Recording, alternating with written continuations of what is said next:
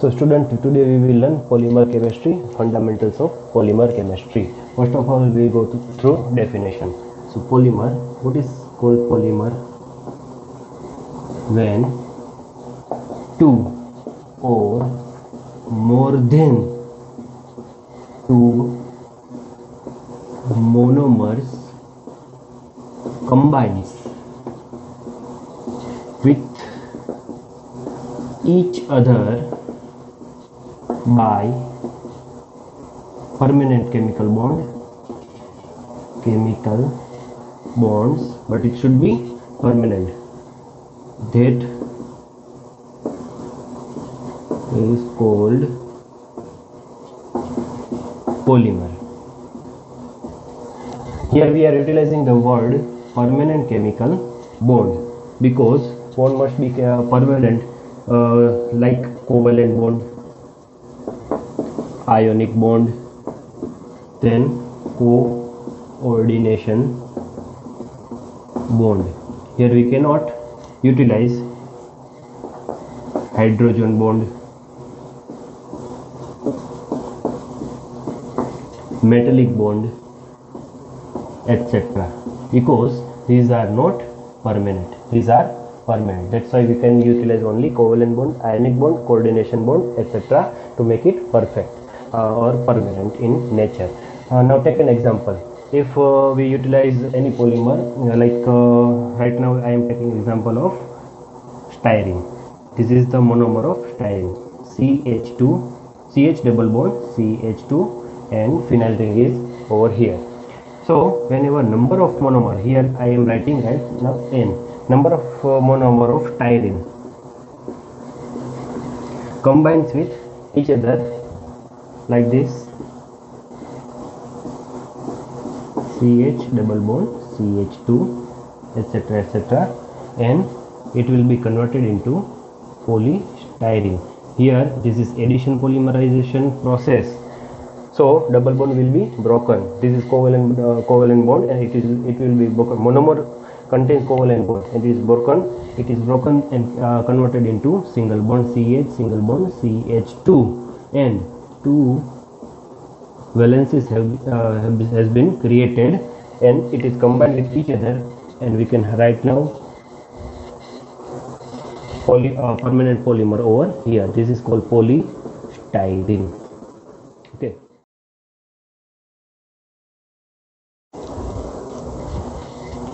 Next topic is classification of polymer. We can have classification of polymer on different bases. First basis on the basis of its sources. Second one on the basis of this structure of polymer. Third one is classification on the basis of its thermal properties.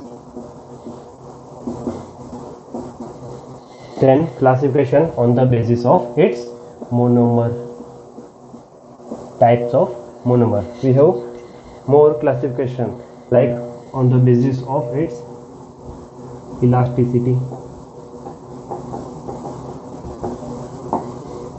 then classification on the basis of its chemical properties,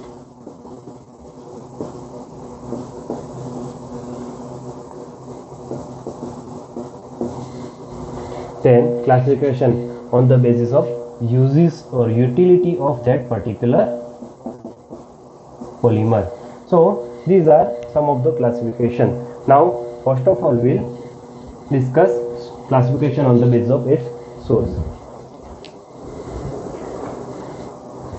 So classification basis on source. There are three types of source. First source is natural, second one is semi synthetic, and third one is synthetic polymer. So what it means by natural polymer? We have examples like cotton, jute, then hemp. These are some of the examples of natural polymer. We can derive it from generally from plants and animal sources. From semi-synthetic point of view, we can have certain examples like vulcanized rubber,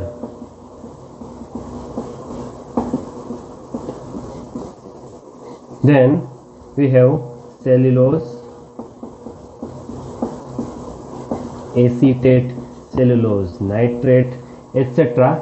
are example of semi-synthetic polymer. Whenever we take natural polymer and modify it in the laboratory, at that time it will be converted into semi-synthetic polymer, just like rubber.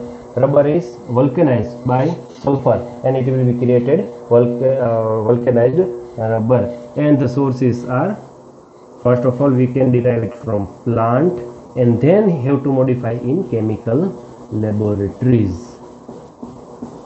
Okay, next point, that is synthetic polymer. Synthetic, there are vast examples of synthetic polymer. Generally it is derived from petroleum. 90% of synthetic polymers are derived from petroleum sources. Take an example, polyethylene. Ethylene is founded in natural gas portion of petroleum source, and we can process it and create polyethylene. Then polypropylene, then polyvinyl chloride. These are the examples of synthetic polymer. We have to keep in mind that generally natural polymers are monodisperse in nature. This graph of dispersity in which an x-axis and y-axis. On x-axis we have molecular weight or chain length of polymer. Right now I am utilizing the word chain length, and on y-axis we can have percentage of species. If we take 100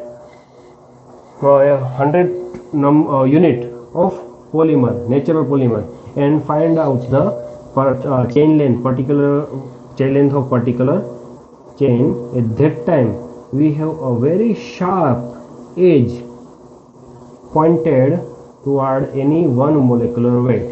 But if we take example of semi-synthetic or synthetic polymer, at that time what will happen? The graph will be like this. So we have a sharp edge. Here we cannot find sharp edge because some polymers, whenever we manufacture it, some polymer lies over here, some polymer lies over here. So if we want to manufacture polymer chain length, this chain length, at that time we can find also lower chain length and higher chain length polymer.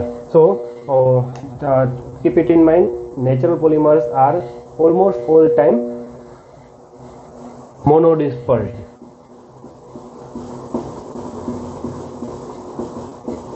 And synthetic polymer, these are polydispersed polymer.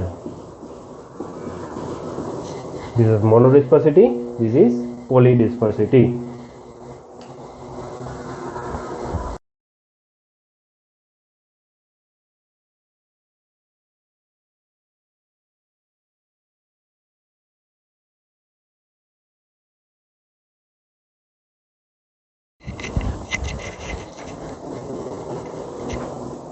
Next point is polymer classification on basis of its structures.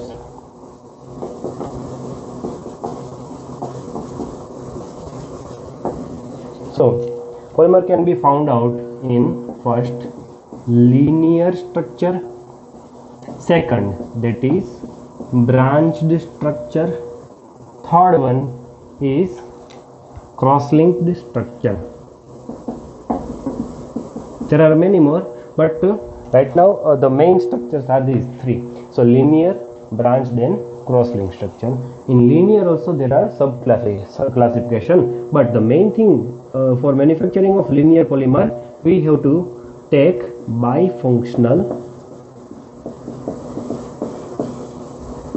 monomer. For manufacturing of branched polymer, we can have tri-functional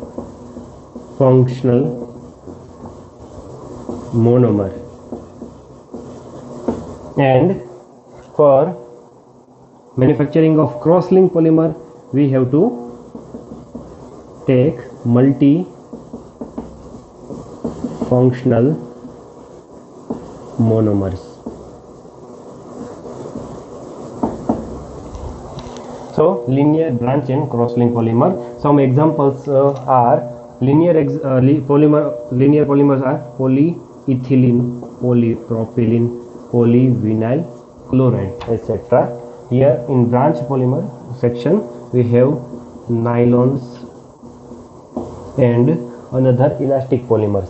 Some of them elastic polymers and cross-linked polymer. It is also elastic one, or if it is in network state, at that time it will be rigid. Some examples of rigid polymer, rigid cross-linked polymer are bakelite,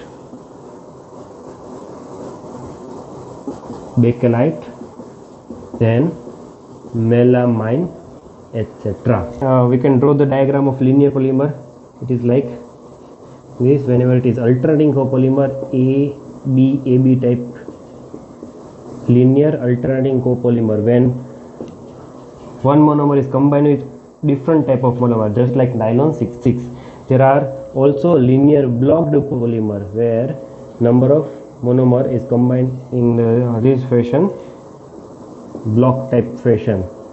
Here we have a block of monomer 1 and block of monomer 2, and it is combined with each other and create a long chain, that is linear block copolymer. This is linear alternating copolymer, and this normal linear polymer where only homopolymer will be take place. Now next point, that is branched polymer. Here we have simple branch polymer, and we can also have a graft type branched chain. Here main in graft polymerization process, main chain will be made up by only one type of monomer, and side chain will be of different type of monomer. This is called grafting process. Next is cross-linking. So there are random cross-linking as well as there are fully cross-linked polymer. Fully cross-linked polymer means network polymer, just like bakelite, melamine, etc. These are rigid polymer. These are elastomer. These are normal polymer, thermopolymer. This is thermo or thermosetting polymer.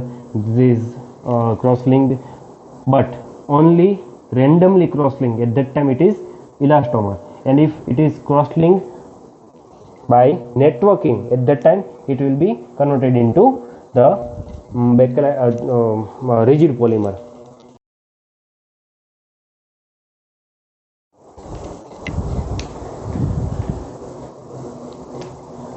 Next point is classification of polymer on the basis of its thermal properties.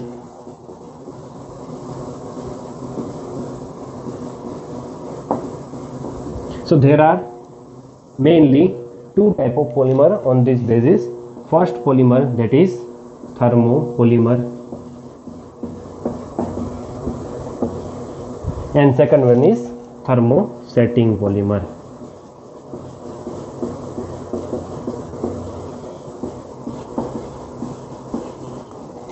So thermopolymer, whenever a polymer is given some heat, at that time it will be decomposed. It is not decomposed, sorry. So thermopolymer, in this case, whenever polymer is heated over certain temperature, it will not degrade, but it is melted, and we can reshape it. Reshape can be possible. In this case, whenever we give thermosetting polymer some amount of heat, or if we try to melt it, it will be degraded. It will not have its original properties. It cannot be melted, or melt with degrade can also take place. So melting will not retain its original property. we cannot recycle or reshape this polymer. So these are thermopolymer and thermosetting polymer. Some examples of thermopolymer is polyethylene, polypropylene, etc. Then we can have polyvinyl alcohol. These are some examples of thermopolymer. Here in thermosetting polymer we can have bakelite, melamine, etc.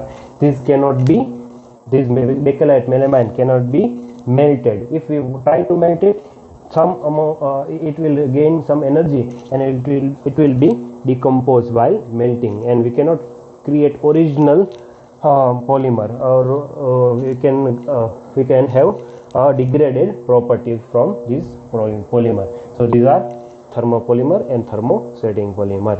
So as per the environment point of view, it is recycled and reshaped. That's why this polymer is good. Like thermopolymer are good because it is recycled. It can be recycled in laboratory or chemical industry. But thermosetting polymer cannot be recycled. That's why we must think about its replacement by another polymers.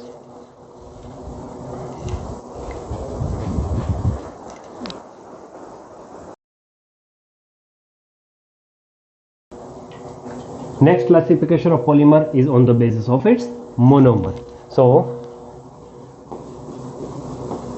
on the monomer basis we have two types of polymer. One is homopolymer and second is copolymer. So what is homopolymer? Whenever all the monomers combine with each other in that particular polymer are same, just like if we take CH2 double bond CH2 and create polymer CH2 single bond CH2, this is polythene. This is example of homopolymer. Take an example of copolymer, where multiple monomers have been utilized for creating a polymer. So HMDA, hexamethylene diamine, combines with adipic acid and it will create nylon 6,6, is called copolymer, because we have taken two or more than two different kind of monomer. At that time it will create copolymer. Only one type monomer combines with each other and create a long chain, then it is called homopolymer. Now there are certain different examples also. If we take CH2 double bond CHCl, polyvinyl chloride will be generated. So CH2 single bond CHCl and N over here. This is also homopolymer because only one type of monomer is combined with each other. Here we have to write N. So N number of vinyl chloride monomer combined with each other and create polyvinyl chloride. That's why it is called homopolymer. Now in the case of copolymer, one example is hexamethylene diamine plus adipic acid. It will create nylon 6,6. If we can take example of bakelite, we have phenol plus formaldehyde and it create bakelite after polymerization process. Then this polymer contains a molecule of phenol, a molecule of formaldehyde. So two different monomers are utilized for making this polymer. That's why it is copolymer. These copolymer, there are number of copolymers and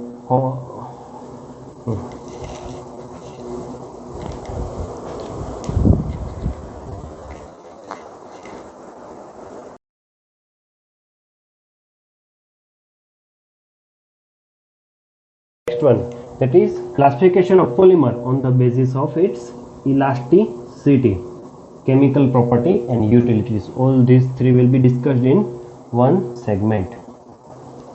So on the basis of elasticity we have elastomer like rubber, then rigid polymer like bakelite and melamine, and on basis of chemical property we have acid resistant polymer, base resistant polymer. On the basis of its utility, domestic polymer and industrial polymers are some of the examples.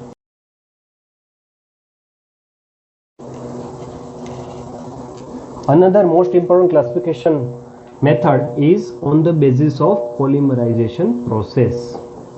Polymer classification on the basis of polymerization process. The basic classification will be in two types. One is addition polymerization. Second one is condensation polymerization. So in addition polymerization type, take an example of ethene, CH2 double bond CH2. Here this is monomer of ethene. The bond will be broken, covalent bond will be broken, and it will create CH2 single bond CH2 here, and n number of ethene combines with each other. But right now only addition reaction took place, like only this bond will be broken, no substitution reaction took place. So this is addition polymer. Now what about condensation polymerization? So we have example of nylon 66 condensation polymerization. Take adipic acid first, COO OH CH2 4 COO OH. This is adipic acid, and we have hexamethylene diamine. This is methylene group. CH2 is called methylene group. This is it is divalent group, and from at terminal atom we have two amine group, that is called hexamethylene diamine. This is adipic acid. Now from here we can substitute this H hydrogen, and from here we can substitute OH. So by substituting these two things, we can find out the another species, that is final polymer OH COO. We have to substitute this OH, that's why I cannot write over here. I have to write bracket over here, COO CH2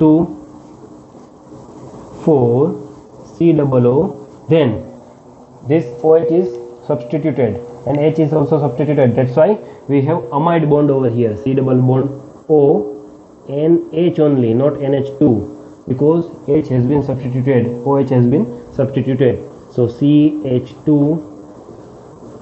6 NH. Right now we have to omit H over here because it is substituted, that's why on that particular point we have to write bracket.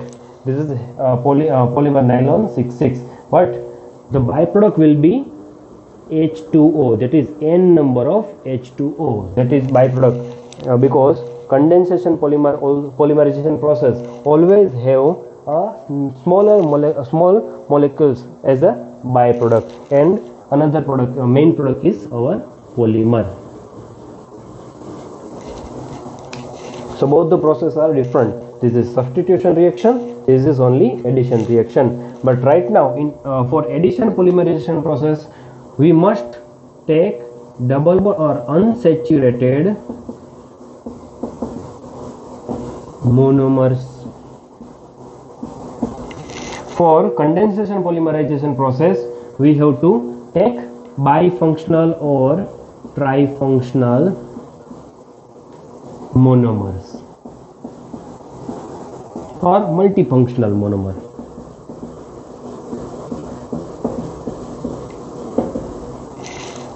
Here we have took bifunctional monomer. This functional group COOH is compatible with amine functional group of different another counter monomer. So from here OH group will be omitted, from here H will be omitted, and it will create a smaller molecule H2O, and by creating these two valencies, it will combine with each other and create CONH group. This is CONH group, that is amide bond. Now this is permanent chemical bond. CONH, in CONH we have permanent chemical bond, and condensation polymerization has been completed.